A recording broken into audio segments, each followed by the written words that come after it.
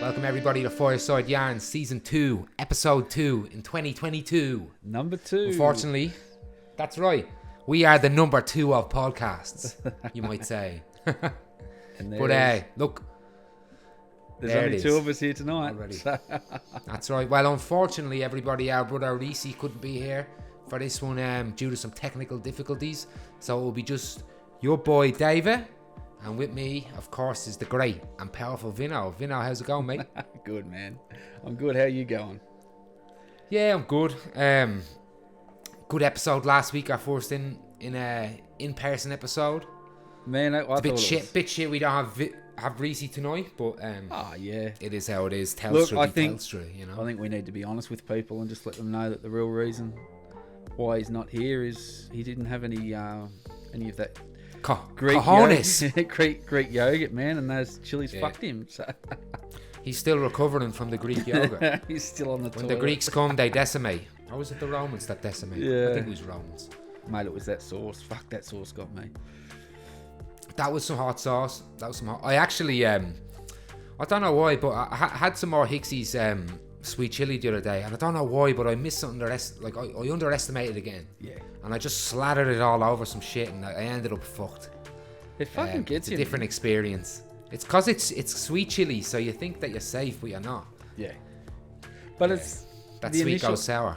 The flavours there, like it is fucking nice. Man, it's unreal. But that's why you. Yes, yeah. It's worth the torture. It is absolutely. Yeah. But no, it was it was a really good start to season 2. I thought. It was a roaring start. Yeah, and we've had a lot of good response from it. People really enjoyed it, so that's one we're going to have a bit more often. Definitely, I'd like to every now and then have the in-person ones, whether we do it down here or up by the coast, up on the farm or whatever we do it, you know. Absolutely, I think it'd be good to mix it up a little bit. Fuck yeah. But yeah, look, before we get too far into everybody, we thought we kicked this episode off by focusing a little bit more on current events, and in particular the recent Joe Rogan Spotify drama. Now, this was originally led by Neil Young, but other Spotify artists have joined the cause, like Joni Mitchell, Crosby, Stills and Nash, just to name a few. Their message was simply they would not share a platform with that type of misinformation. But that's not all for Joe. There's also another component to this. Joe was coming under fire for his past usage of the N-word. After a video compilation of Joe circled the internet of him dropping out of context N-bombs on a lot of previous episodes of his show, The Joe Rogan Experience. He has since made some public statements and an apology. Vinno, where do we start? Well, I'm going to start with some questions because I haven't listened to Joe Rogan a lot.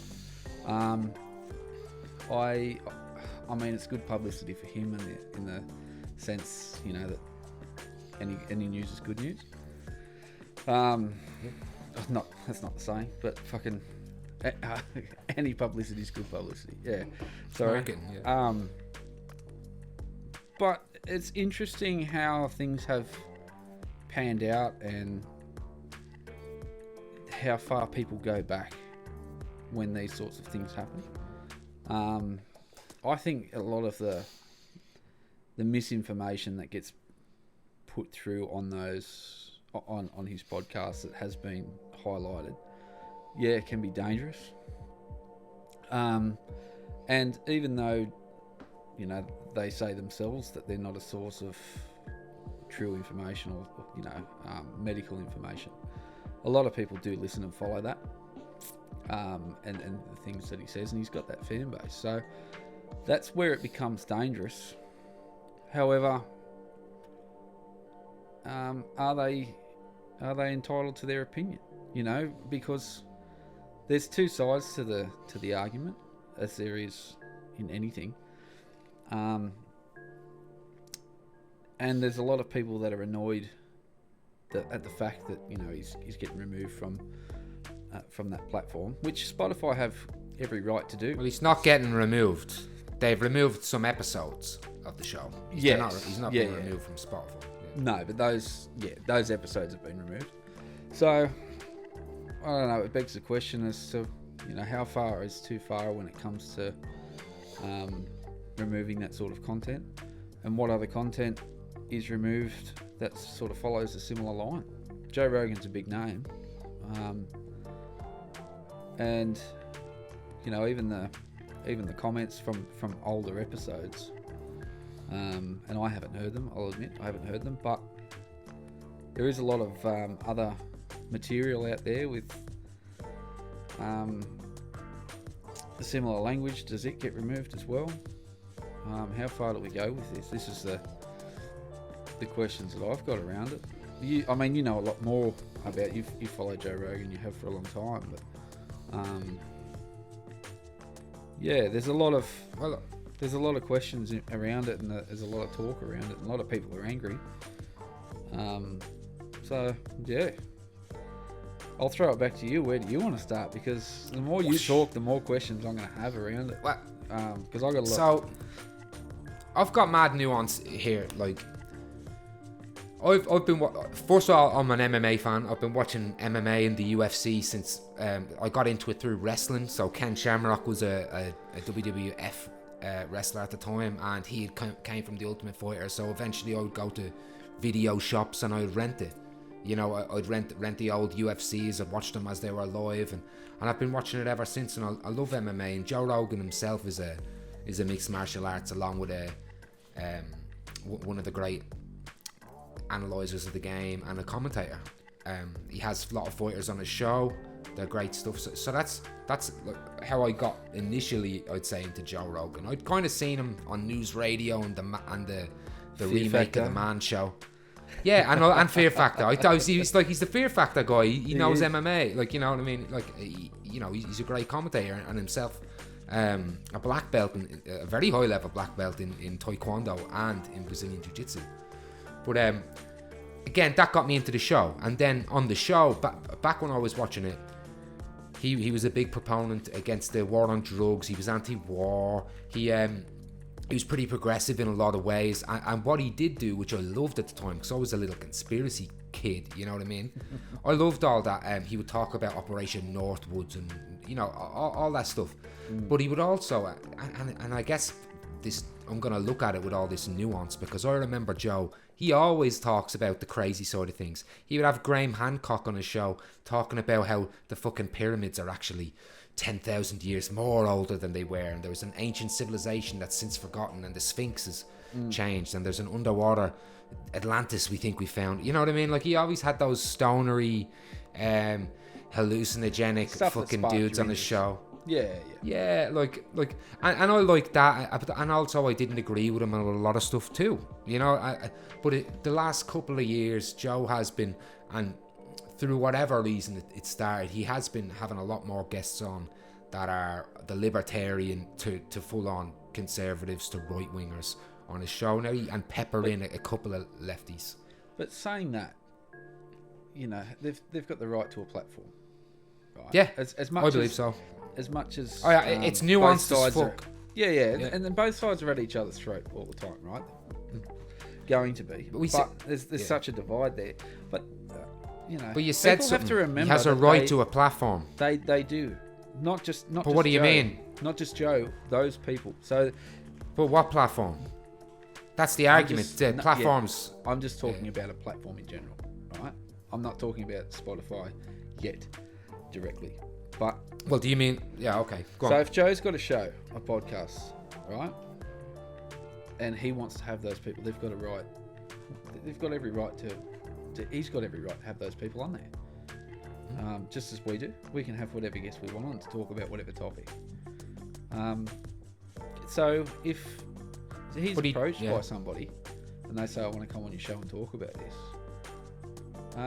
he, you know, whatever his standpoint is, he might have that neutral ground and say, right, yes, you can come on and we'll talk about it, whatever it is. And that's his opportunity then.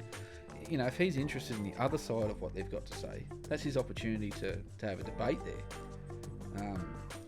Which, knowing you, but like that's one side of it. Yeah. So I love debating. I'm gonna devil's advocate this whole thing. Like I'm gonna argue for sides I don't believe in. I'm just gonna try and stir you up as much as possible. Stir me up, because his thing, it's like he's got a right to a platform. He can have whoever he wants on his show. They're two different things. You can have a show, and he can put whoever he wants on it, but he doesn't have a right to a platform.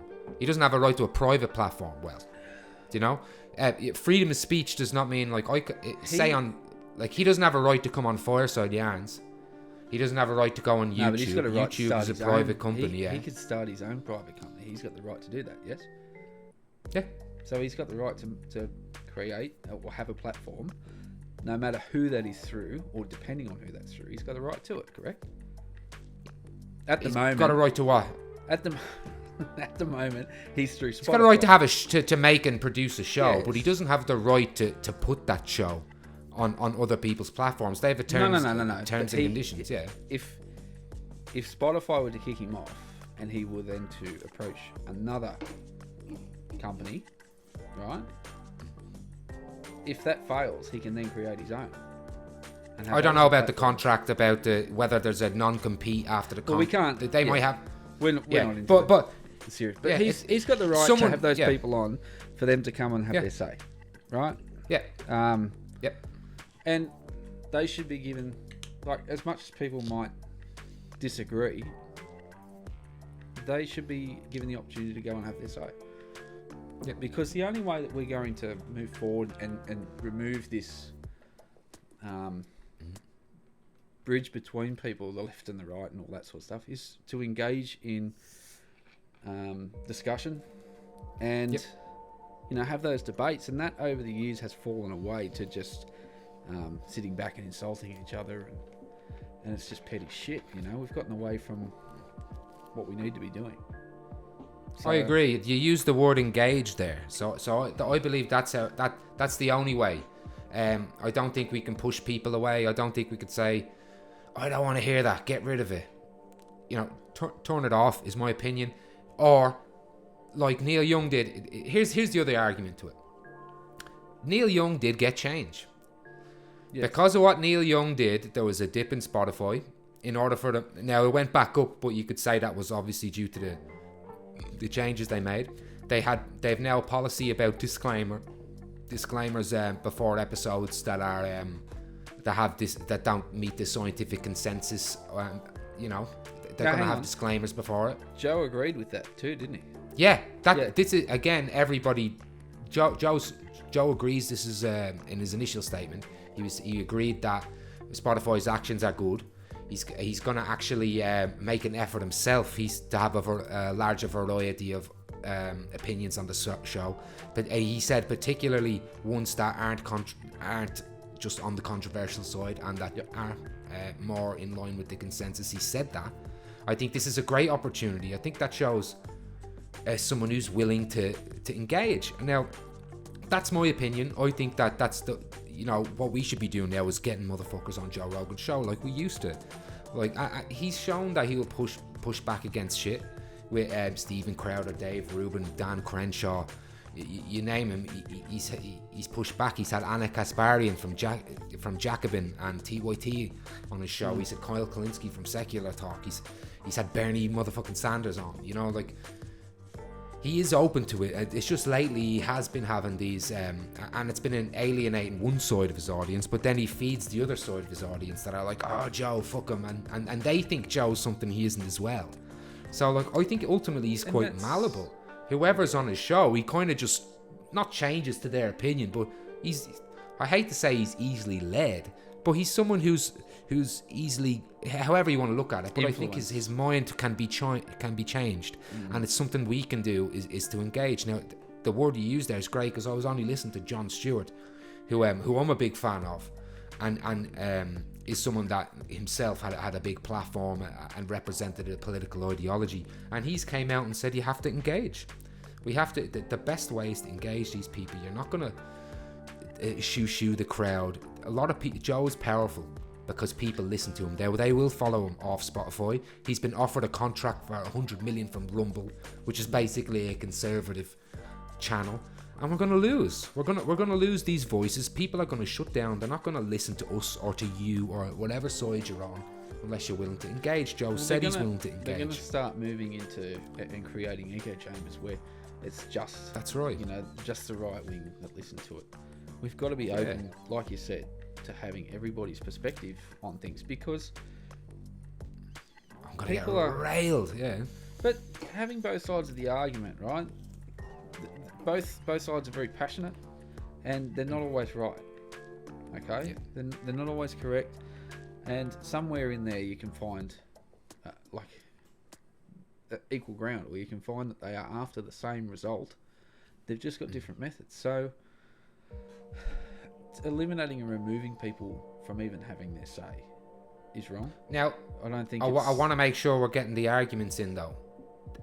Some people will say that this particular disinformation. So, for instance, people, Joe talking about the pyramids being 10,000 years older than they are, and having experts in like Robert Schoch as well on, who are geology experts showing fucking carbon dating fucking evidence and all. But ultimately, all that's going to piss off is some Egyptologists that have themselves want to stick to something that they believe has already been proven, and they have their own metrics of deciding what's fact. But again, spreading information in that sense doesn't really cause the same issue of people out there buying non-medical grade ivermectin, not getting vaccinated, not believing. There's people out there that are not believing, and that's what I said at the start. It's dangerous. The scientific. So that's the danger, all right. But I think for those people that will say, "But Dave, what about all these people that are dying?" I'll say back to them, "Yeah, what about those people that are dying?" You know, that's my reason for wanting to engage and to change minds and to meet and to at least show each other that we're good faith, rational actors. And there are some, but here's another danger. There are grifters amongst, there are sharks that want to benefit off the misinformation or the disinformation or whatever you want to.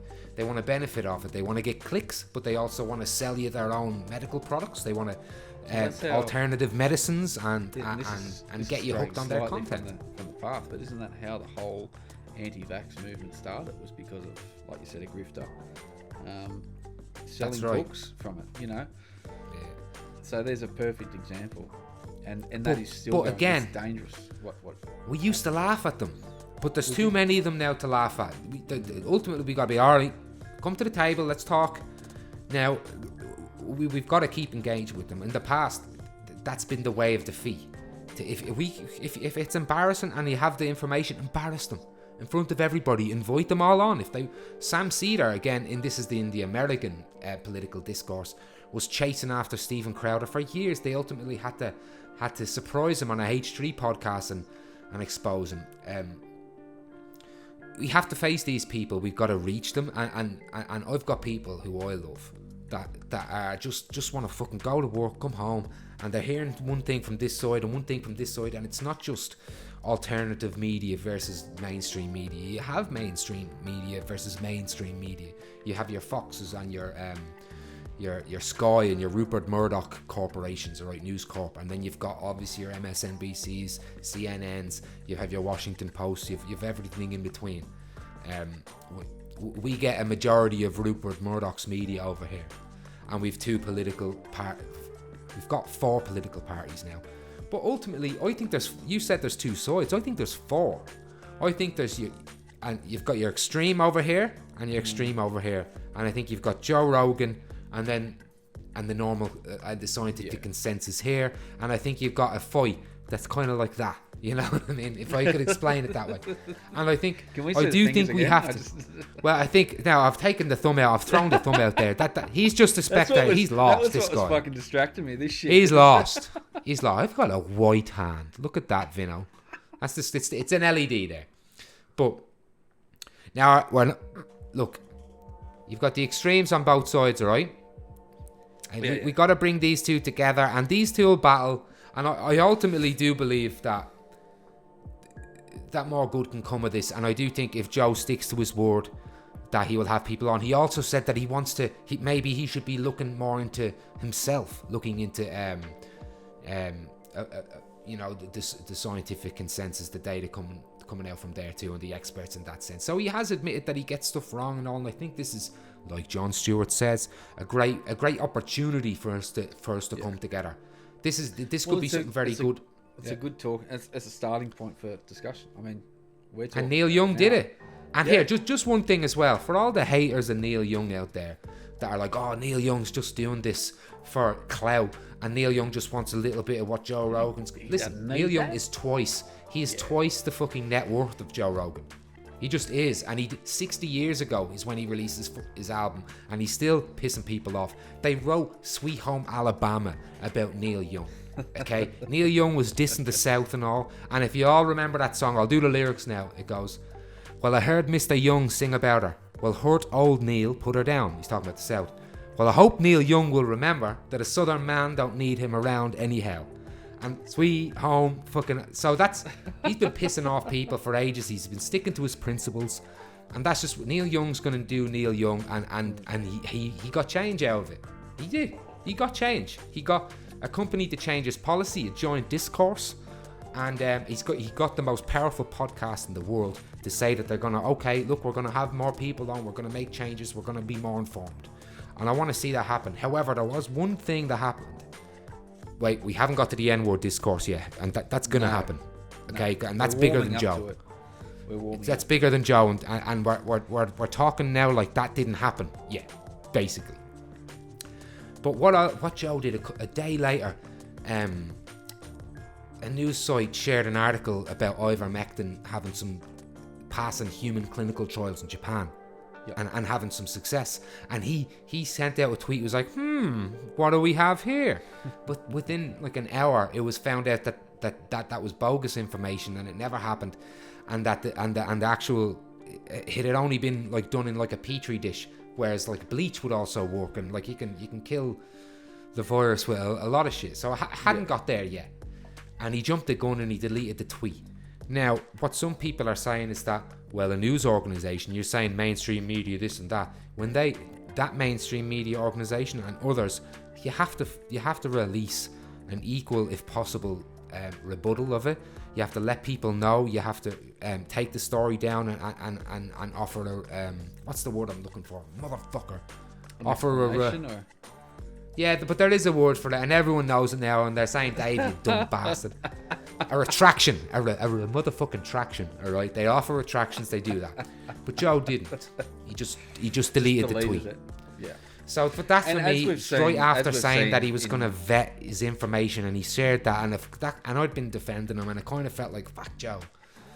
But again, Joe was a bit, you know, he felt vindicated. He felt, fuck yeah, alright, here we go. And it was a little bit sad. But again, yeah, what do you reckon? I've done a big yarn by the Fireside. No. What do you reckon, Vinno? We're up to here now. Yeah, no, look, I needed some more information on it, because I mean, you follow that stuff regularly, so you know, I didn't know about the tweet and all those sorts of things, but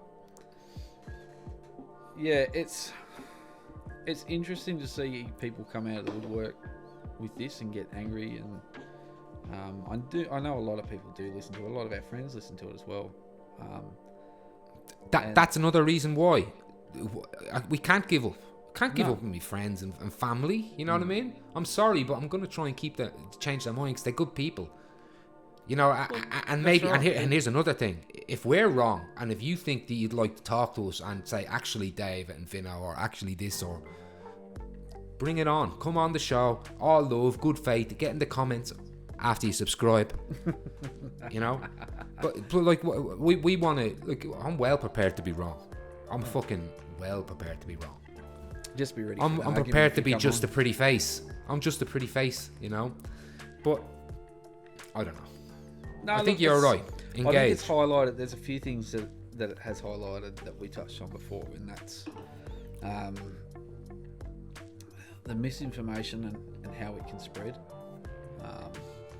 and power. You know, having when we say he has experts on there and people have a right to a say in that aspect, there is limits where it's dangerous, and that's where in this case it has been. So the fact that he's agreed to have those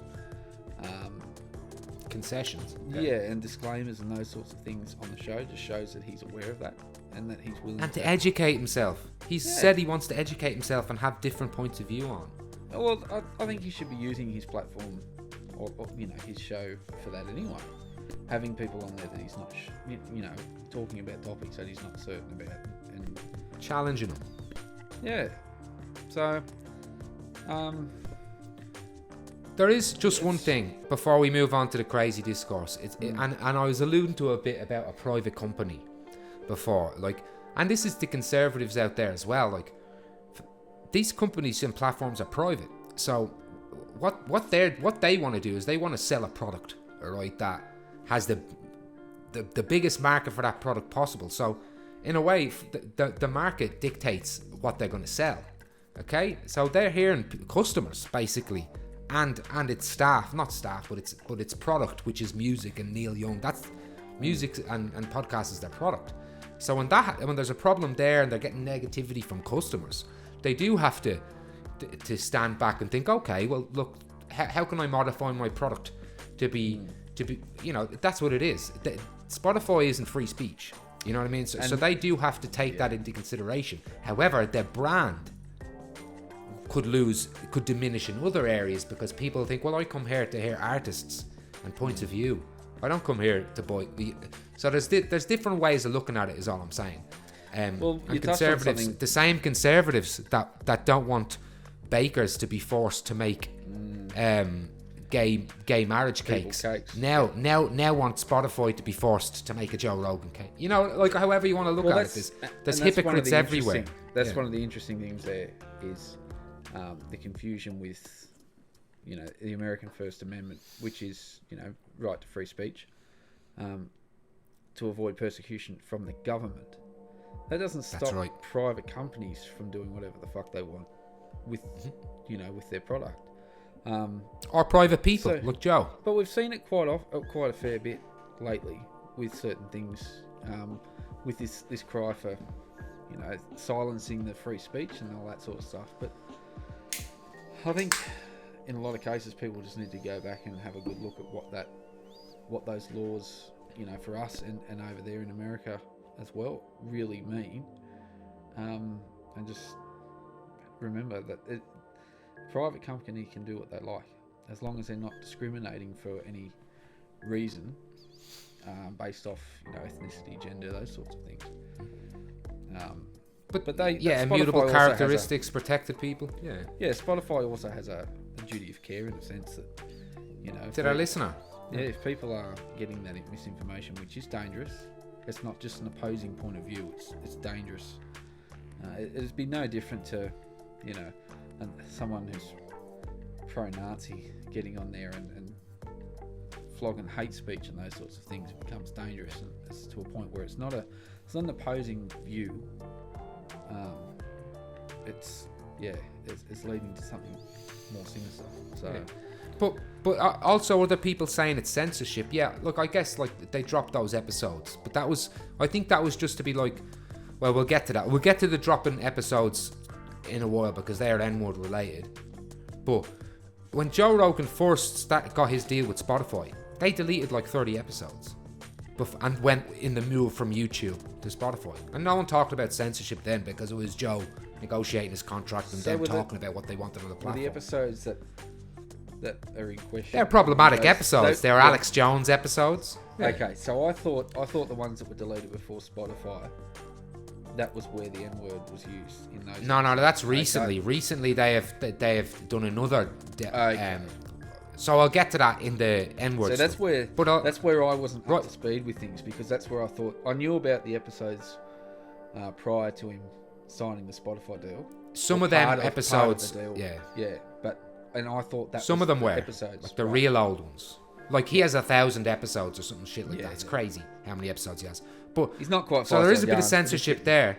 But that's not the COVID stuff. In terms of the COVID stuff, misinformation, they're adding to the conversation. They're not deleting the episodes. They're adding. They're putting disclaimers. They're telling you. They're informing now the people. And again, they're going to get more people on the show. Again, they're affecting the content. So Neil Young, big bucket of win. So here's a question for you. Yeah. Do you think in his future episodes, if he does talk about COVID a bit more, that he will lose listeners because of that on the other side. Because if he has a different guest on, right, with an opposing point of view, do you think that the other side will stop listening? No. So I think he will lose listener. Depending on every show he does, he's going to lose a listener and gain a listener. Now this is fucking a hot button, a hot topic fucking issue with everybody. So it's going to go up and back. Joe Rogan's audience is an ebb and flow, just like his guests, like they have. It will go up and down. But I think that what it will do, if we get people. If both sides get people on Joe Rogan's show, or all sides, who are you talking about? Well, I'm a progressive and someone who believes in in scientific and medical consensus. But so hang on. I don't want me on Joe Rogan's show. Are you in the what? You're not the thumb. I'm this. If this is Joe, I'm here. But I want to be. But what I want to do is I want to bring us together, so that we're moving. You know what I mean? In a nice way. So you can blur that later. Wu-Tang. You can blur it. You can call it Wu-Tang or whatever you want. No gang signs. No gang signs by the Fireside. But again, dialogue. I like the idea of us talking this out as much as we can. There's so much we divisive about, and I hate that it's because we're losing Joe either side. You know, to each other. It should be somewhere that I think what he wants it to be is somewhere where you can have those outside of the box things, ideas. But I think to heighten it and to be a better show, he could also compare it to what is inside the box, if you want to look at things that way. I think he owes it to his listeners and himself. I'm going to stop you there quickly because I just scared the shit out of myself. I'm paranoid now. So I was just looking and just double checking that everything's going smooth recording wise. Oh no, it's recording. What did he do? No, it's recording. Everything's fine, and I scared the fuck out of myself because it's moved. That scares me. The box, like it's done an update, so it's moved slightly. So I'm looking at one of the boxes and it's got 0, and I'm like, fuck. And then I had a look across and everything's going fine, but. I just wanted to call. Well, we got a big scare there, everybody, by the Fireside. Scared the fuck out of me. Let me ask you some questions, I guess. Okay. Yeah. So we've got friends, and and us in general, like us on the spectrum, we would be quite, progressive to not far left, but we'd be left. Okay, in terms socially and in some things. Mm-hmm. But we have friends that are centre to conservative, they're good people. What do you? They'll say stuff like, "Fucking, Joe Rogan should be, he shouldn't be censored. I just want to listen to Joe Rogan. I like him, and I don't know if people don't like him, just turn it off." Do you think that's fair? I kind of, in a way, I get them. You know what I mean? Like I get it. It's a simple way of looking at it, but. And that's what I was saying earlier about, people being allowed to have their say and listen to that as well. Fuck, that's good. That's great, Northern. But, and look, people do want to just listen to it and don't want to have things taken away. For whatever reason, because they enjoy the content. And they don't want it to be attacked. But even still, if you're a fan of something or somebody, you've got to be honest with yourself and hold them not above the clouds. At the end of the day, they are only human, and having that bit of a median to look at something that you like and go, okay, hang on, that's not 100% right. How can I make it better? Or how can we not necessarily make it better, but how can we help make something like this sustainable, essentially, because if this hadn't been pulled up now, right, and it gets to the stage where Joe has a bunch of people on and they promote a medication which starts killing people, okay, and then it comes back and the show gets completely shut down, right? This is just theoretically speaking. And you could have done something, or they could have avoided that, earlier on, which is this Earlier, case. Yeah. Wouldn't you want that rather than it getting to the stage where it's dangerous? I think, you know, no matter how much you enjoy or you're a fan of somebody, you still have to keep them honest, and I think you still have to hold them to a standard. They're not God. There is... No, I won't finish that sentence. But that's another topic. Here comes Vinno with his God. No. I know what you mean. I know what you mean. They're not infallible. They're like, we have to be careful with who we follow on our parasocial heroes. You know what I mean? Like, sometimes you do have to separate the art from the artist, but you could argue this isn't his art. You know what I mean? Like, he's got many arts, and this is maybe one of them, but you can't paint with human blood, can you? No. Well, but, and that's why I'm open to being wrong, because there's shit at stake. So I understand. And again, anyone out there, we're happy to have you on. We're gonna want to continue. This discourse is gonna get bigger and bigger and bigger, and it's gonna morph away from Joe Rogan into different areas, of politically and socially, and we're gonna be talking about it then too. So come on, help us out. You know. Yeah. And look, to answer your question, I don't think those people are having what they enjoy taken away. Joe Rogan is still allowed to do podcasts, and he's still allowed to put them on Spotify. So I think they love it. I think sneakily they're like, we fucking love this shit. I think when they put the parental advisory stickers on rap albums, people are like, this is fucking awesome. I think rappers were like, how do I make sure that I've that sticker on me shit? And no one's gonna buy me shit unless I have that sticker on. It was nearly a seal of approval, like an R rating, you know? They love it. They love the idea that you're not able for this shit, mate. This is our shit. They like that. Back in the day, wasn't it? If you didn't have the parental advisory, you weren't having a go. Yeah. And you'd be under the age, and you'd have the CD, you know. I remember having the Chronic and fucking Straight Outta Compton and Marshall Mathers LP, Slim Shady LP. I had a whole big stack of parental advisory, you know, sticker goods. I loved it, man. And so there are those people that love the edge. They love being edgy and the South Park shit. And it's just... If you don't like South Park, you can get the fuck out. Right. Well, look, South Park got shit. Look, admittedly, I stopped watching that a long time ago, but I was a South Park kid. I remember South Park happening. I remember Eminem happening. Eminem actually has, like, again, he is the most viewed artist out there, and if you go to his top album, the same album that Elton John did a live performance with him and called him one of the greatest artists on earth, is if you listen to Criminal or Kim or any of those songs off the Marshall Mathers LP, it's crossing and stepping over boundaries, and it's shocking you. It's also meta. He's kind of taking his mask off and letting you know that, like, you know, half the shit I say, I just make it up to make you mad. So kiss my white naked ass. Like he's saying, like, and if it's not a rapper that I make it as, I'm gonna be a fucking rapist in a Jason mask. And then what does he do? He comes out on live stage as Jason. Like, but and then the encores with Elton John. So like, and he's Criminal. The first verse of Criminal will cancel anybody nowadays. You know what I mean? But there's a place for boundary stepping. But is name calling different than disinformation? I don't know. But I don't know. Do you think we've talked enough about that? That we can. I think that's that like we can move on an album to the other stuff. Releasing an album through a studio or a record label, I think, is different to Spotify and those sorts of platforms now. So I think, but I agree with what you're saying. Nowadays, if that song was released, there'd be outrage.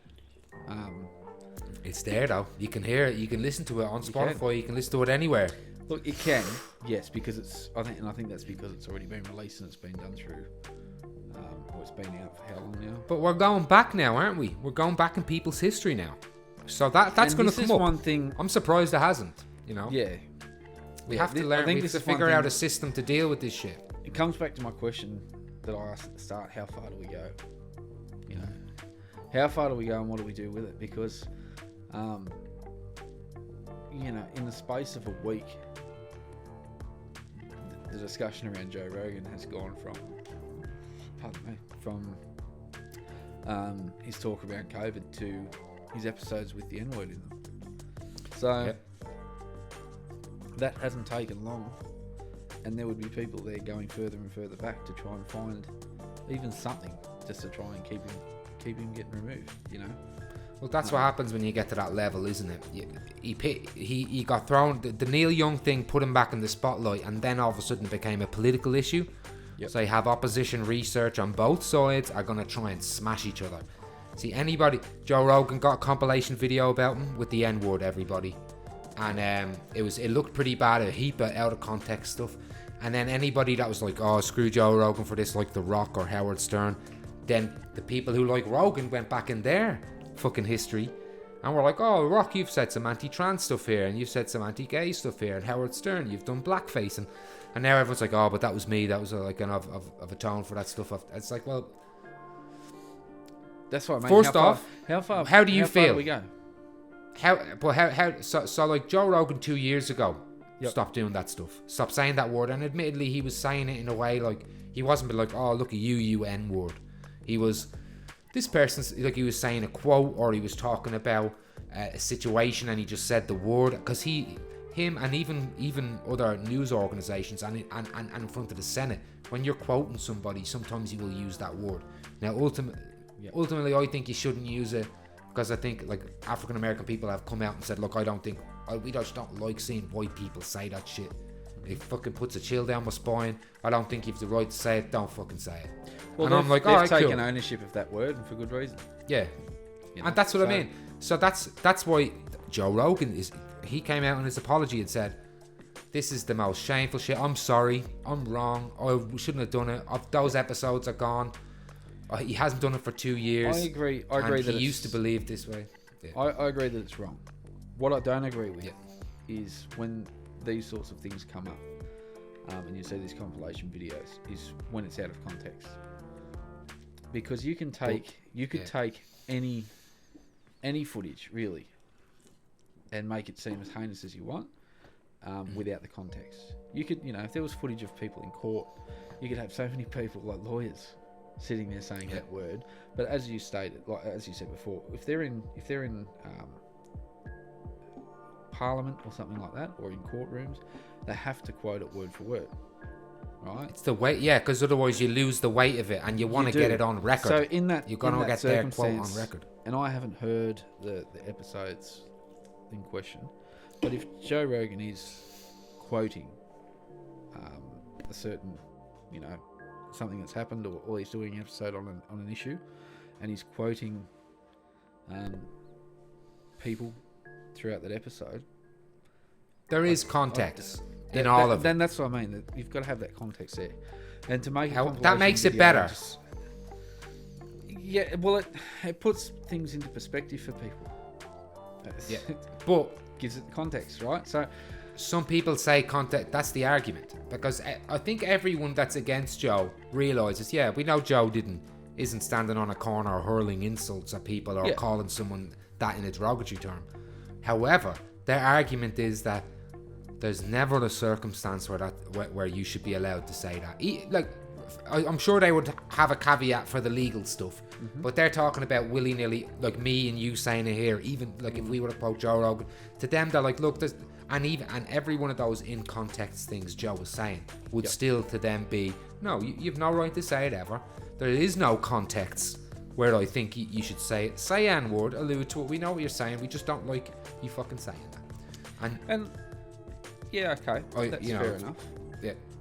So the argument isn't like it is out of context, so it looks fucking bad. However, even Joe said he doesn't say that word at all now, and he understands why. So you have these people on Joe Rogan's side that are like, no, fuck yeah, Joe should be able to say it, and they're like, you should see some of these horrible memes of people just like, you know what I mean? And Joe is not for that, guys. He's not for that.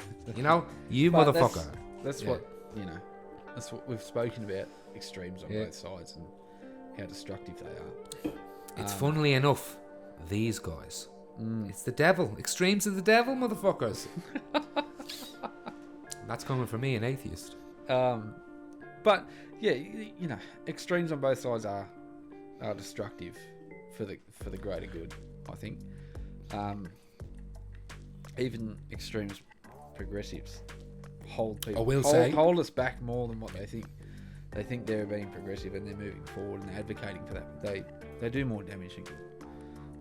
And ultimately, they're my brief opinion on that. No, but it's true. I will get into. Hopefully, we'll do an episode about in length about that, which was the plan last year, but kind of. We had a busy ran off schedule last year. We had a busy. We were learning. Look, I'm just gonna point out. I fucking finally got lights. Vinno's here. We got fucking lights now. We're gonna start a fireside. You know what I mean? With all this LED shit. Yeah. Fucking dangerous up in this bitch. But yeah, fucking finally decked the room out. Happy with it. It's looking nice, man. Yeah, I will say got in trouble. Actually, you heard me get into trouble. Your drumsticks fell down in the back. That's alright. That's alright. That's what they do. Drumsticks hit. They make noise. They make percussion. You know. Yeah, Vinno actually got it done today. He got it done today. We were watching him set it up. He was watching me get again, abused. come into the comment section, folks, and fucking, let us have it. Let us have it. And if you want to come on the show, we can have a show about the fallback of all this. We can talk and we can take stuff on board. But I will say that Joe did make a couple of comments that were a bit fucking. Did you hear this Planet of the Apes one? No. Oh, so he'd made a horrible. What did he say? He's like, and he even said it sounds horrible and racist, and he wish he didn't say it, and it's wrong, but he didn't mean it that way. But he said he's making a joke. It's like we were looking for this movie theater where they were going to watch Planet of the Apes, and they got lost or they picked a theater that was in a black neighborhood. And he was like, holy shit, when he got out, it was all these buff black guys. It was like we were in Planet of the Apes. And like he made it like a joke, and it was, if you listen to it, you're like, oh, like it is fucking, you cringe. And he meant it, like, look, listen to his statement about it, because I can't justify it. I think he's wrong, and he's good to take all that shit down. But like you can, again, it's like it's all this old stuff. That was a really old Joe Rogan experience that was from. And I feel like I understand people that hate this and are like, fuck Joe Rogan and all that kind of stuff. But I want me biases out here now. Like I like those old Joe Rogan stuff, and when he cried with Kevin Smith when they were talking about losing their dogs, and when like there's so many time when he's with Duncan Trussell, and I've been watching him since the Brian Red Band days, before Jamie. Before all that stuff, and I'm just a big fan of him because of MMA as well. Like again, he has the fighters on, and I see that side of him, and he loves fighters from all around the world. And being a martial artist, you are someone who appreciates cultures. Like Joe Rogan is someone who has a black belt in a Japanese culture and in a South American culture and in Brazilian Jiu-Jitsu. He's someone who looks up to people of all backgrounds around the world. And he is, and I hate people are going to call me a nut hugger and a Joe Rogan fan and all. Look, I haven't watched him in the last couple of years. He doesn't line up with my political point of view as much anymore at all. But again, like my friends, like our friends, like our family, you know what I mean?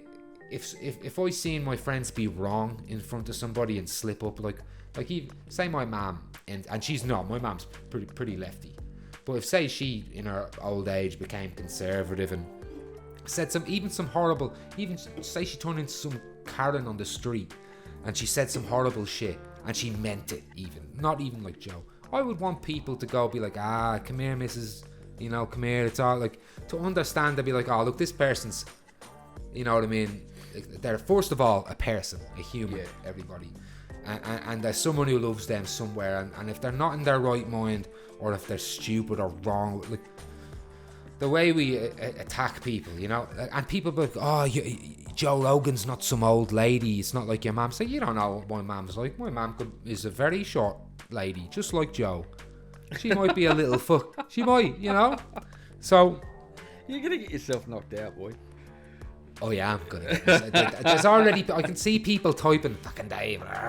Oh, in the get down there, do it, get involved. Just don't dislike us or unsub us. Fucking. No. like we're talking about. Try and change our mind. I agree with I'm you willing. there, though. Yeah. We're all humans first, right? We're all people. That's my moral axiom. Yeah, I don't have religion. We're not God's kids to me. We're all just human. That's it. Yeah. That's how I give you your worth. That's all you get from me. Even if I dislike you, whatever, people I hate or whatever you want to call, I try and just be like, all right, if I'm looking at them and at least giving them that they're human, I feel like I'm, you know what I mean? Like, I have that respect for them as a human at least. I feel like then anything I say after that has a bit of weight behind it. But if you're just gonna, if you want people gone, like, leave my mum alone. You know? I was waiting for but something. you know, yeah, like I agree with you. Everyone, and that's what I mean when I say everyone has their right to a say, right? Everyone's got to air their grievances, and that's why I promote strongly having that discussion and people coming together. It shouldn't just be dictatorial in everything, you know, where one side's getting the majority of the say and the other side's getting shut down and then getting abused. And it should never get to the point where people are slinging abuse at each other.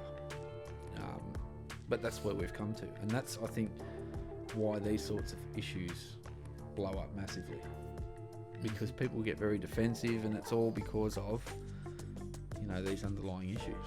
And I think with this, there very much so there is underlying issues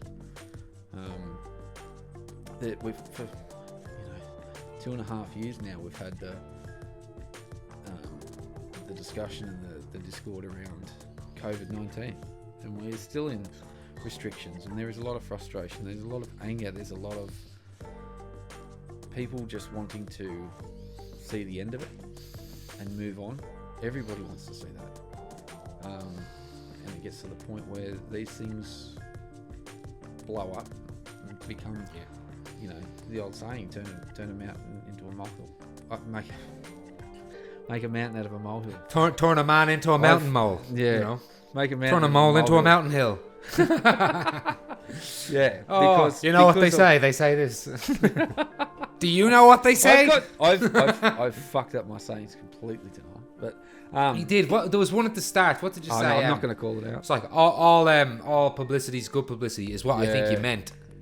But I don't know what you said. You said something like, all the news and marketing's great for you, if you know what I mean. I don't know. I don't know. I couldn't get retraction. It's all good. It's had while I was trying to set this up. What I need to do. Scotches. What I need to do is everybody. Scotches. Everybody. Right. Vinno actually, for every episode, most of the time, you'll have a different scotch, right? And I think what would be pretty fucking sweet is if every episode, if you have a new scotch, we'll do a little Vinno scotch episode. And I think we might do it today, alright? And in fact, we're going to be here. 1, 2, 3, hit the music.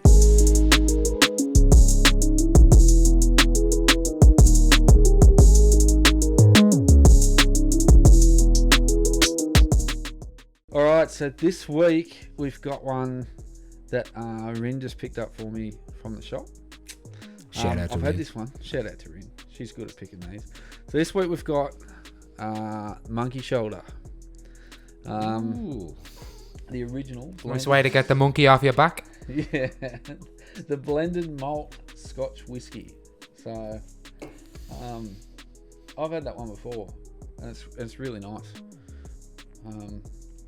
Not as smoky as some that I've had before. I'll have one for you next week, which I had actually after our live episode, the day after. I had a bottle of it and it was really nice. I didn't drink the whole bottle at once. It took me a week, but yeah, Monkey Shoulder, quite nice. That's my scotch this week that I'm drinking. So, and that, everybody, is Vinno's Scotch of the Week. Hit the music again.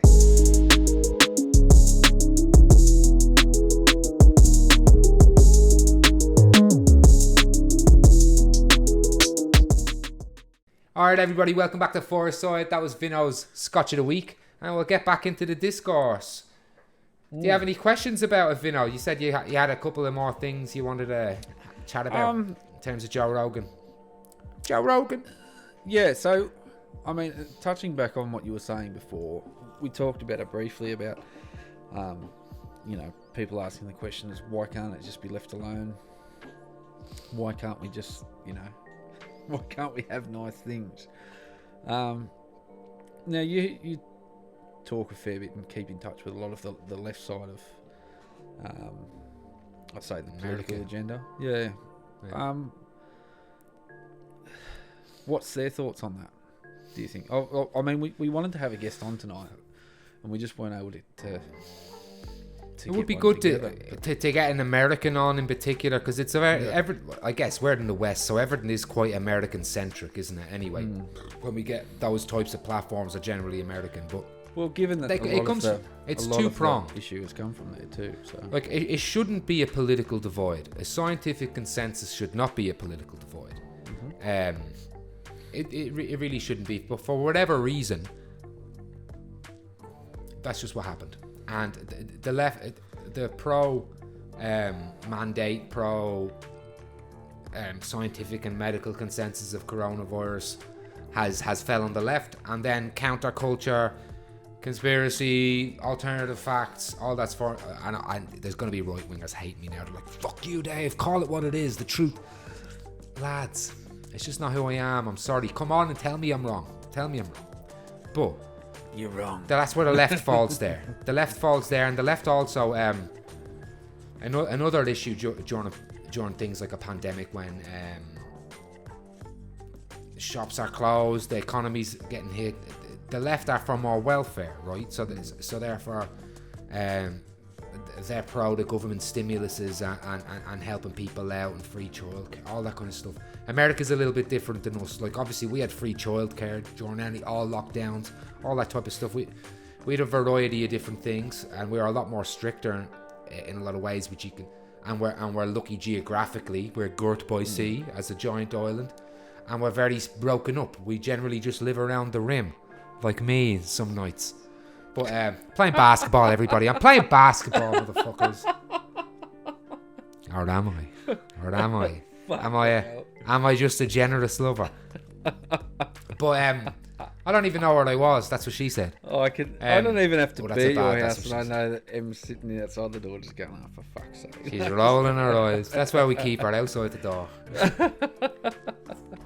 Hey, shout out to Em. One of the Fireside sirens. Yeah, and the job that she did last week, unreal. Yeah, we didn't give her a shout out. I was going to make a slide. A big thanks to Em. Oh, yeah. No, but I mean, like, we did for Colin, yeah. But I was like, "Oh, Em, what picture do you want?" She's like, "Don't fucking you dare." It's like, "You don't fucking dare." So I was like, all right, whatever. Hang on, that'll be the first time that you've actually not done something because someone asked you to. That's fucking... What do you mean? What do you mean? What the fuck does that mean? In any other situation, if someone said, "No, don't you fucking dare," you'd be like, "Oh, well." No, I don't think so. No, but that wasn't cutting anything. That was adding the slide to heighten something. Yeah. Like we shouted her out in the episode. I'm fairly sure we shouted her out in the episode, and we talked. I know I talked to her during the episode. I was really drunk and I was talking to her. No, man, we're very. Everyone heard. We're lucky motherfuckers. Fuck yeah. We are lucky. We've got some great partners, and same with Reese. Reese couldn't be here. That's fucked. I would have loved to chat with this stuff about with Reese, and maybe when we do that, call back to this topic, which I'll say will happen again, because it's just gonna. I think it's gonna build until we come to some sort of meeting, some engagement. I think we're gonna keep clashing here, and I'd love to hear what Reese said. But again, Reese, another one. He's got himself a Fireside soil, and we're very lucky dudes. We're very lucky dudes. Absolutely. Very good looking dudes too. Now they're lucky partners. You know. Well, they let us go and buy lights and shit. To us. That's right, yeah. That's right, man. Oi. Em does so much for, and I'm sure Corinne as well. They take, because we got kids here, you know what I mean? Like they take, you know, they make sure that we have time to come in here and do this. That's pretty fucking awesome. Recording nights are they know, you know, that it's not just one or They're 2 cool hours. about it. You know what I mean? And that's what I mean. You know, when we say, right, we're recording tonight, they just, the support there, we can think is enough Yeah, and we're loud motherfuckers in these Em, little Rin and rooms Hannah. here. Yes, cheers. Yeah. Again. Ooh. Yeah. Now back to the N word. Yeah. So, like as I said, I haven't seen those episodes. Right. So, But I would advise you to have a look, because it is confronting. When you see the compilation, it is like, oh. Now for me, obviously, I know, because I've been through this drama with Joe already a thousand times. But it is confronting, and it's particular. That Planet of the Apes bit is a little. yeah, that's a bit It is fucking rough. but That he one. already has come past the N-word stuff through his show. But he came out again and he fucking apologized and he ripped them down, and maybe he should have done it before and he never should have said it ever. But like, this is progress, people. Like, there other his content. Like, if you wanted to say he's a right-wing pundit now, right-wing pundits wouldn't come out and apologise like that. Your Hannitys, they would not. Your Glenn Becks, your Alex Joneses, they would dig in deeper. Your Ben Shapiro's, all these people would dig in deeper. But he isn't, and he's willing to be. There's something in my heart I've got for Joe. There's something I do have a little bias people there. need to step back. You know, that they've found the wrong and he's accepted it. They need to step back now and stop being so aggressive and still go. That's an olive branch. Because at what point do you go, okay, he's accepted, you know, what's happened, and he's going to learn from it. Let's not keep fucking running him into the ground and help him and show him, you know, or guide him in the right way. But this is the extreme left in this occasion. And I'll say the extreme left because you could say it all started because of the extreme right, you know, putting disinformation. You could. So you could. But going for the throat and trying to eliminate it, and I'll bring up the phrase cancel culture, which happens on both sides of the It spectrum. is real. It is real. It is real, and it happens on both sides of the spectrum.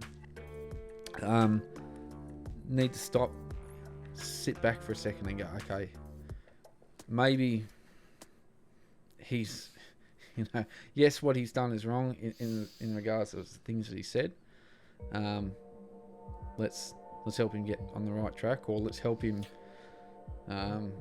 Let's talk about how He's open. Let's talk about how he can better this or move forward instead of just fucking trying to eliminate people completely. Well, he's answering the plea. Like, he is. They He have is. demands, and he's there. They're saying there's a false dichotomy. 98% of scientists actually don't disagree with Joe Rogan. But even if he does have someone that agrees with the consensus on one episode, and another, the next episode's that is conspiracy whack job shit, they'll say, well, that's 1-to-1. Why doesn't he have 98 opinions versus 1? They'll say it's a false dichotomy, and Joe Rogan's mate. Do you know what I mean? Like, so it is hard. Like, you know, if they say 1 in 10 dentists say you should brush your teeth, the meme is Joe Rogan be like, what's that one other dentist gonna do? Yeah. What's his deal? It's like, well, I use shit. You know, and you know, that'll, you know, like, I put shit in my teeth, and Joe was like, I'm gonna try this shit. That's some good, you know what I mean? And he's you know, So do you whatever. think- like, do you I know think that's that a is him fairly being that's a swayed? hyperbolic. Do you think that What? in that circumstance though, do you think that is him being swayed, or do you think that is him trying and looking outside the square, or trying to? It's all about that who edgy? he's surrounded with. I honestly feel like he fell into that group, and Joe also as well. Joe is a bit of a hippie, fucking herbal tea yoga lady. You know what I mean? Like, he's that type of guy. Like, he's all about his nootropics and trying weird diets, and he's always been on this spectrum. You know, his Alpha Brain health products. Like, Joe is not big pharma. Joe's alternative pharma as well. You know, like. So it's not new for him. And he's not, and he has had people on his podcast before where he's talked about, and he's like, I can't believe anti-vaxxers. You know, he's like, vaccines have saved some, like, and you can go back to Joe Rogan, but talking about that, he says, but he's fallen down, like, people go, well, this vaccine's particularly different. Now, look, I didn't want to go, and I don't want to go into that side of things, because that's a whole other episode. That I would prefer to have people that know their shit to talk about. That's a guest because episode. I don't trust myself talking about that shit, and don't trust me. You know, you can come to me and be like, oh, I want a fellow with beautiful blue eyes. Come here. But when it comes to medical and scientific consensus, I can only point you in the direction of that. Yeah, and I agree with you there, man. That's an episode that we have, if we can, get somebody on that's an expert in that field, because... that'd be awesome. Yeah. Get an epidemiologist on. There are any epidemiologists in the Fireside community. No, in any of our 63 subscribers. Epidemiologists? It's growing. It's like, actually, we've got 5 here. Oh, man. Look. Yeah. It's a bloody... we got it. I hate saying that. Oh, can't we all just get along? Because I kind of like the back and forth and the figuring it all out. The only thing here that for me is the asterisk is the deaths. This is a pandemic, you know. Yeah. So that to me is the asterisk. And this is the thing. Yeah. Like, I'll go back to you saying, why can't we all just get along? We don't move forward if we do. I think you can only make peace with your enemies. And these discussions, we move forward as a society, and you know, improve. And I'm very much the same as you as far as progressive. We can always do better, I believe, and you know, by talking and engaging and getting everybody's ideas together, that's how we can come up with the best idea or the best solution to certain things. But I mean, lately in the last few years, we are being challenged with what we do by people that haven't got all of the information, or have got half the story and are running around like they're experts on the matter. Well, everyone's selectively picking parts of the story that fit their narrative, and they're cherry picking this and that, and like you said before, with the algorithms and echo chambers out there, people. It is. Well, that's my argument. So whenever I have my argument about, because I used to be a mad atheist, I was a big Christopher Hitchens, Richard Dawkins, Sam Harris, Lawrence Krauss motherfucker. I loved it, okay? And they're the new atheists, by the way. But ultimately, I came to the thing, it's not religion, okay? I think religion is just an ideology. There's very powerful ideologies out there that are religion-based. But horrible things happen through normal ideology, whether you want to use anti-vax, or you can use nationalism, or racism is a horrible, like white supremacy is a horrible religion ideology. Religion is just ethnic separatism. Religion's just whatever tool. It's whatever. Like, they're only using religion because they want to get that group of religious people to believe them. So, like in Ireland, nationalism is wrapped up in religion because England represented a different religion too, the Church of England. But so the Catholic Church and nationalism was part and parcel, but really they're so different. It's also used to justify themselves, you know. So if they're doing something that's shit and wrong, religion is their justification that no, it's right, you know. So it's well, they'll cherry pick those books to fit their narrative. They don't fit their narrative to the ideology, because the most communist socialist motherfucker ever to walk planet Earth, if you believe he was here, was Jesus of Nazareth. You know, he said it is easier for a camel to get through the eye of a needle than a rich man to get to heaven. Like, and he said to give all of your money to the poor. Like, he whipped tax collectors, which is also quite libertarian of him, and it was quite violent. Motherfucker said he's coming back with a flaming sword. But then, look, we're getting too far into it. But I believe that because secularism and non-religious atheists, however, agnostic folk, whatever you want to call us, have not replaced the community that religion provided, whether it was little old ladies on Sunday have something to do, charity drives, free bingo hall, you name it, like all these things where they've injected themselves and made themselves part of their community. We haven't replaced that. So people are looking, when they leave religion, they're looking for groups, they're looking for their tribe, and that can be QAnon, that can be Trump, that can be anti-vax, that can be you name it, there's 1,000 of them now. Yeah. And they'll get wrapped up in that ideology or religion, and that's what they'll vote by, that's what they'll live by. They're looking for a sense of belonging. Well, they want to get together and talk to Yeah. people and be part of a community. Like, they Yep. want to, did you hear this happened? And, these people, they want to, they want to be victims as well. Oh my God, we're under attack. Because when you're under attack, you feel like there's a fire under you. You know what I mean? And you're alive, and your back is against the wall, and here's you and your comrades, and you're ready to do battle. You know, it's much more exciting life than thinking, well, what's on Neighbours tonight? You know, like, people are over that. Or because before they had all these crazy sects and ideologies, they did have religion. They're like, oh, look, did you hear Mary broke a fucking 10 Commandments? Oh, she's going to hell. She better fucking tell that to the priest. I know. I'm gonna ask the priest if she confessed that. You know what I mean? They want to get together. They want to, you know, the lads and men have used religion quite nicely over the years to be, you know, to suit the male Agenda. philosophy. Yeah, like, I think, you know what I would like. Speaking about gender, because we're two cis white dudes. You know what I mean? It's the same at Reese, for all we know.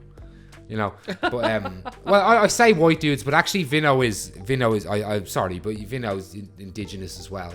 But I guess we come across that way to people who are uninformed. But I'd like to have more people from different genders on our to give us that outlook. I think different creeds this and walks year, of life. You know, this year, as we talked about, because as you all know, we had a bit of a break over the Christmas period, or after New Year's, wasn't it? We had a break, and through that time, we did had a lot of discussion about what we want this year. So this is going to be challenging for all of us in regards to having guests on and testing our interviewing skills, because none of us have really interviewed apart from this. You know, we're tradies. We're, you know what I mean? We're you know, tradies. We get the ladies. You know what I mean? But we're not. Like, I was just joking, everybody. Although I'm not. No. A little. But I get what you mean. We're just fucking average normie dudes, and I think that's the beauty of it. That's the idea of Fireside. We had the most fun chatting around a fucking fire, sitting around the party. Everybody knows what we're talking about when you're with your friends, which are the family you choose for yourself. You get rowdy, you get wild. It's funny as fuck. You want to, whenever I'm like right now in my life, whenever I want to say something or if I find something out, I want to tell them and talk to her about it, and then I want to tell you guys and I want to talk to you about it.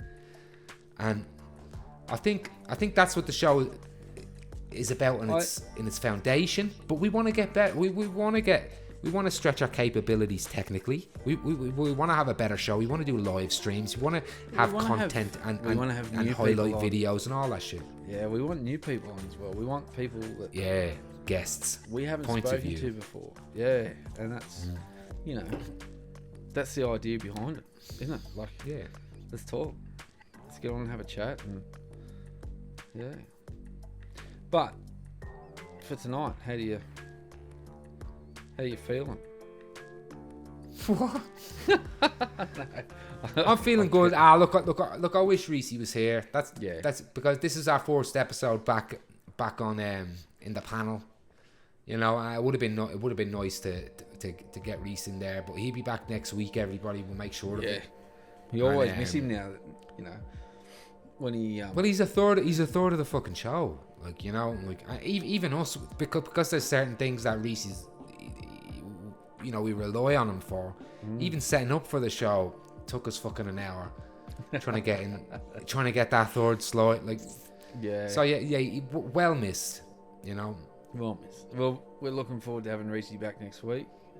I don't know what internet provider he's with, but fix his shit, because we need that for this show. That's what happens, though. That's what fucking happens. Like, when we moved into our new place, and if you get a new router, it's just everything goes to shit. Everything goes to shit. Fucking frustrating. But he'll be back. He'll be back. So, But I guess in the meantime, it is just us two. So we're probably gonna have a shorter episode. Maybe we'll just hit over an hour 15 or whatever we end up doing. Unless is there anything else you think we need to hit? I think the few things that we've talked about, I don't want to divert too much and touch on other topics because, as I was alluding to earlier, that we're going to have a lot of guests on this year. And a lot of people to have really good discussions with, and I don't want to take away those discussions tonight because one thing that's been highlighted for me throughout this ordeal with Joe is, people that are normally pretty quiet and aren't bothered by this sort of thing have come out of the woodwork and are angry about it. So it has sparked a lot of emotions in people. So I suppose the thing to remember there as well is Joey's agreeing to these, to have a message at the start of his episodes and all those sorts of things, which is not a bad thing. And to have different guests, like he's changing his content completely. Yep. He is conceding now, and this is a win for everybody because we're adding nuance. You know what I mean? If you are concerned about what the truth is about this stuff, the more you want to hear more. You don't want to put the blinders on. You want to know more. If you were one of those people that was upset about the dichotomy between that Joe had on his show, between people that are in the consensus and not, well, guess what? That's improving now too. I hate this, like you were saying, go back in his past, and now because we hate him for this, let's find stuff on him. Let's bloody... We're going to be doing that forever. For every rapper you love and have ever loved. Tupac. Don't look, listen, if you love Tupac, be careful. I asked at the start, how far, when is enough? I think we have lost touch of what is important in that regard. Instead of dealing with the issue at hand and handling the issue. Resolving that issue. Yeah. That's right. Resolving that issue and then moving on. This idea of, righto, what else can we get him on? And smashing somebody to the point where even though they have said, yes, okay, I'm wrong for that, he's still hammering him. Yeah. You said 2 years since he'd used those slurs or that language. He's problematic in a lot of areas, by the way. If you are looking at him from a left social and economic perspective, he is, to some people, always going to be bad. And to right-wingers, there's right-wingers that hate Joe now. Like, I'm on a lot of MMA pages and forums and stuff like that. And it does attract a lot of chuds. Obviously, it's cage fighting. But they are all fucking ready to lynch Joe. They're like, Joe gave into the woke mob. That's what they're saying. They're like, fuck Joe, he's sellout. He got rid of us. He's big Spotify Joe. Like, he's not going to make everyone happy. And I'm happy. I'm happy that he's trying to make a lot of the more reasonable people. Let me try and get this saying right. If you try and make everybody happy, you yourself will be unhappy. There you go. Is that I never even heard that, but I like it. I'll cheers to that. I'm pretty sure. Oh, wait. Yeah, I'm just making you. Yeah. I'm trying to remember where I heard that from. I think that's some dad wisdom. Hey. There you go. The OG Ali. Yeah. Yeah. So for anyone only just listening, Dad was my grandfather on Dad's side. Yeah, my idol. So I'm happy I got to meet him, man. I actually, you know what? I got to chill out in a little corner with him at your wedding, man, and I got to talk to him about the old times. There's nothing I love more than when you talk to an old person about the old times, and I tell you what, he was switched on. Oh, man. He was an old man, but he was cracking jokes, he was telling stories, he was talking to me about the old country, he's telling, you know, you learn from those conversations, and they're, you know, people of that character, it brushes off on you. And I was happy I got to meet him, man, because he's definitely a legend. He was something else. I haven't met anybody else full of wisdom, full of life. Just a good person. But yeah, I think and he passed away in, I think, 2020, wasn't it? Or 2021? Yeah. Was it? Actually, yeah. 2020. Is that the? Yeah, it was during the coronavirus stuff. that day. Yeah. It wasn't. No. It was just before. No, because was there restrictions at his funeral? Yeah. No, we weren't able to have his funeral. That's, you know what? That's another big part of this that I think fuck with people.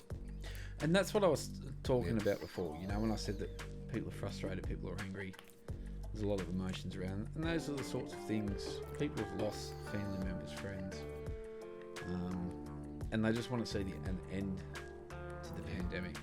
And when Joe has put or had these conversations on his podcast, people are listening to it because and are trying these things, which is where it becomes dangerous.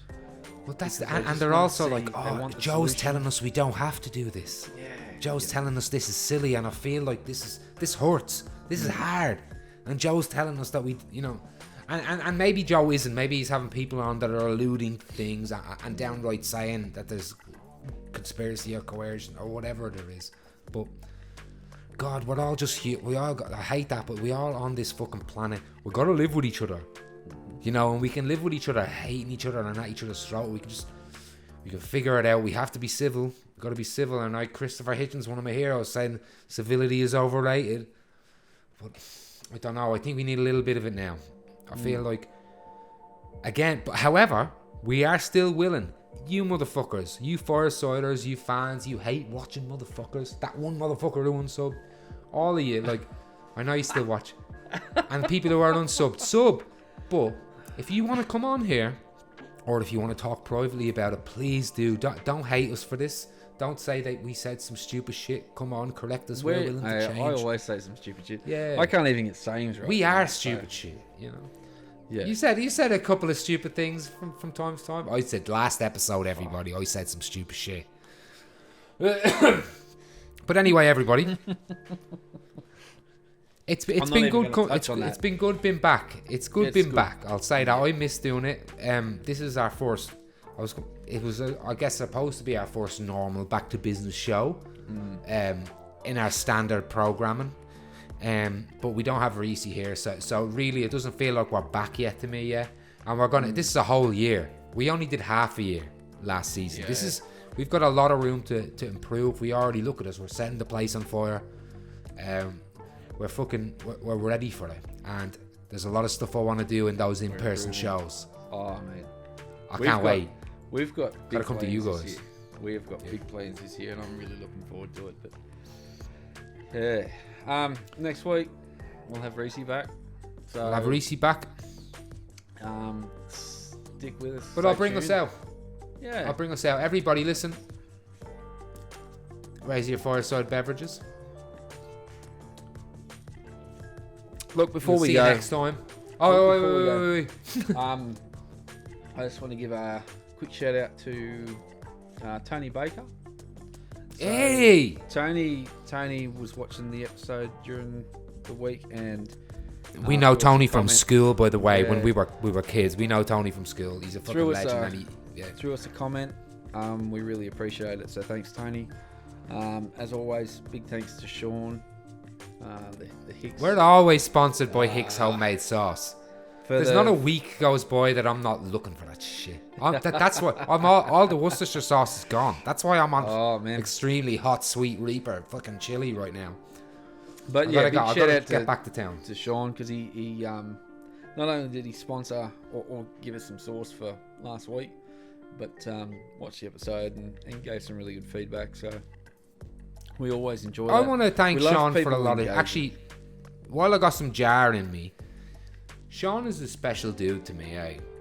He is. Like, Sean is like one of the first Aussies that I got when I was a kid. When we know Sean again, he's another one we know from when we were kids in school. Like, he really kind of took me in and was like he's all did. So Hicks Homemade isn't just us fucking some dude we fucking know. Oh, try his hot sauce. We know this dude, and he's a genuine legend, just like a lot of our mates. you know. He's one of those guys. He's an OG firesider. He'll never do you wrong, and he's always got your back. Just so. Unless you're playing squash against that motherfucker, then he'll do you wrong. He'll do you wrong, motherfucker. But anyway, just a good bloke. Raise your glasses, everybody. Happy Fireside episode 2. We'll see you again for episode 3 next week. Who knows what's in store. There you go.